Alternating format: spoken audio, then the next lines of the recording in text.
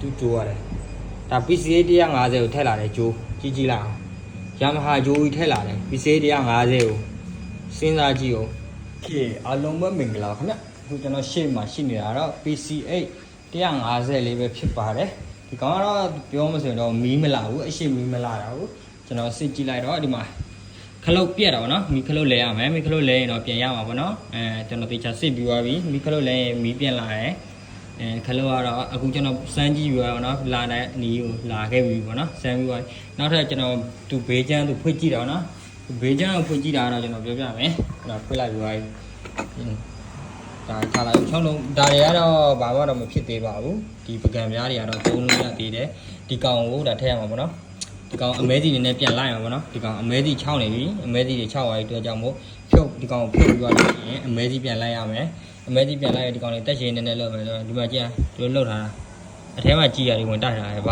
ဘာထားလဲတော့မသိဘူးပေါ့နော်အရင်လူတွေကတော့အထဲမှာကြည်ရတယ်တိုက်ထားတယ်ပတ်ကောင်တယ်ပြီးသွားလို့ရှိရင်ဒီမှာဒီ6လုံးဘောတွေက4လုံးပဲထည့်လာသူကဝိုင်လူတွေစီးတယ်လို့မျိုးသူ original ဘောပြန်ထည့်မှာပေါ့နော်ဒီလိုက်ထားတာ original ဘောပြန်ထည့်ပြီးမယ်ပြီးသွားလို့ရှိရင်ဒီကော်တုံးလေး3တုံးလဲရမှာပေါ့နော်ဒီကော်တုံးလေးအဲ့ဒီကောင်တော့ဟိုကောင်မနေတဲ့ကော်တုံး3တုံးလဲမယ်စောက်ပြစ်ပြောရတဲ့ကူကလေဒါကဟွန်ဒါလေဗျာဒီဘိန်းကဟွန်ဒါဘိန်းလေဗျာထည့်လာတဲ့ဗဒါဂျိုးကြည့်ယမဟာဗဒါဂျိုးထည့်လာတော်တော်စောက်ခွက်ပြောင်းတာကြည့်ဦးမရှိလည်းမရှိဘူးတို့ပြောကြပေါ့ဘာလဲမပြောချင်မဆဲချင်လို့ရတာလေဒီလိုမျိုးကြီးကတော့ကြည့်ဦး